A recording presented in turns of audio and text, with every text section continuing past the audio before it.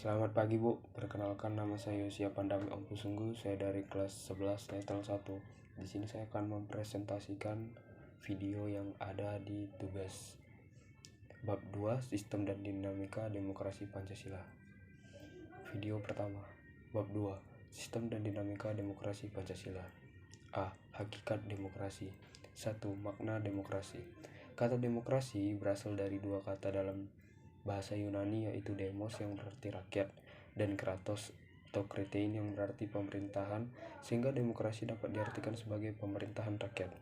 Menurut Kamus Besar Bahasa Indonesia, demokrasi merupakan istilah politik yang berarti pemerintahan rakyat.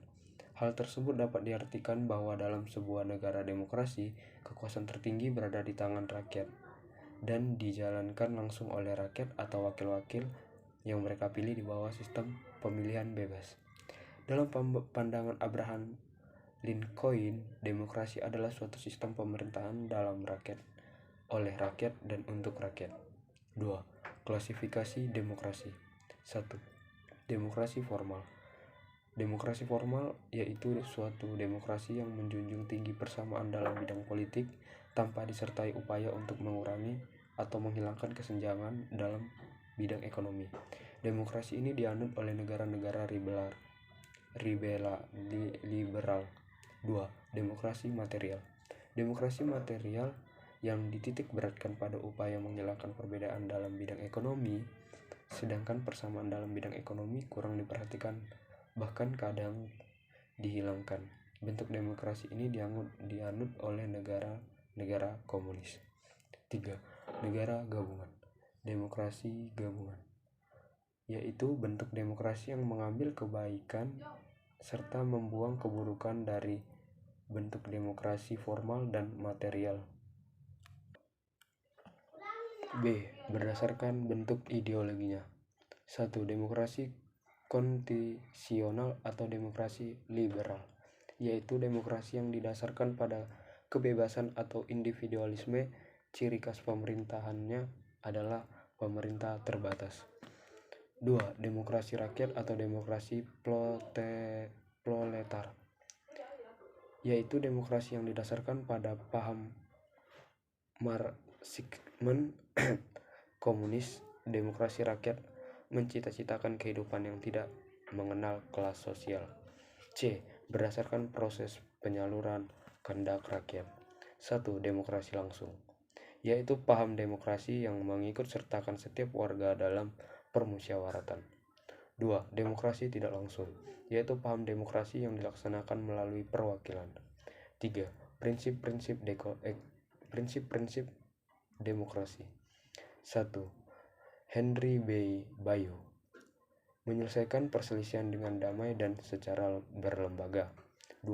Menjamin terselenggaranya perubahan secara damai dalam suatu masyarakat yang dengan berubah. 3. Menyelenggarakan pergantian pimpinan secara teratur. 4. Membatasi pemakaian kekerasan sampai minimum. 5. Mengakui serta menganggap wajar adanya keanekaragaman. Dan yang terakhir, menjamin tegaknya keadilan. Video 2. B. Dinamika penerapan demokrasi Pancasila. Demokrasi Pancasila mengandung beberapa nilai moral yang bersumber dari Pancasila, yaitu sebagai berikut. 1. Persamaan bagi seluruh rakyat Indonesia. 2. Keseimbangan antar hak dan kewajiban. 3. Pelaksanaan kebebasan yang dipertanggungjawabkan secara moral kepada Tuhan Yang Maha Esa, diri sendiri, dan orang lain. Yang keempat, mewujudkan rasa keadilan sosial. Yang kelima, pengambilan keputusan dengan musyawarah mufakat. Yang keenam, mengutamakan persatuan nasional dan kekeluargaan. Dan yang terakhir, menjunjung tinggi tujuan dan cita-cita nasional. Pada periode 1945 sampai 1949, pelaksanaan demokrasi baru terbatas pada berfungsinya pers yang mendukung revolusi kemerdekaan. 2. Periode 1949 sampai 1959. Pada periode 1949 sampai dengan 1959, negara kita menganut demokrasi parlementer. Pada demokrasi parlementer merupakan masa yang semua elemen demokrasinya dapat kita temukan perwujudannya dalam kehidupan politik di Indonesia. Yang ketiga, periode 1959 sampai 1965.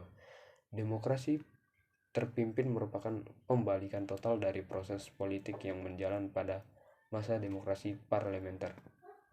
Pertama, memburnya sistem kepertanian. Yang kedua, peranan lembaga legislatif dalam sistem politik nasional menjadi sedemikian lemah. Yang ketiga, masa demokrasi terpimpin membuat kebebasan pers berkurang. Dan yang keempat, hak dasar manusia menjadi sangat lemah. Dan yang kelima, sentralisasi kekuasaan semakin dominan dalam proses hubungan antara pemerintah pusat dan daerah.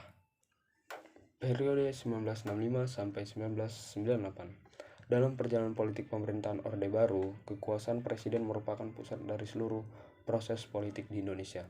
Pertama, rotasi kekuasaan eksekutif boleh dikatakan sangat kecil terjadi. Kedua, rekrutmen politik bersifat tertutup. Yang ketiga, pemilihan umum. Keempat, pelaksanaan hak dasar warga negara. Dan yang terakhir, periode 1998 sampai sekarang. Demokrasi yang ditetapkan adalah demokrasi Pancasila. Pertama, pemilu yang dilaksanakan jauh lebih demokratis dari yang sebelumnya. Kedua, rotasi kekuasaan dilaksanakan mulai dari pemerintah pusat sampai tingkat desa. Yang ketiga, pola rekrutmen politik untuk pengisian jabatan politik dilakukan secara terbuka. Dan yang terakhir, keempat, sebagian besar hak dasar rakyat dapat terjamin seperti adanya kebebasan berpendapat, kebebasan pers, dan sebagainya. Sekian dari saya untuk tugas ini. Terima kasih.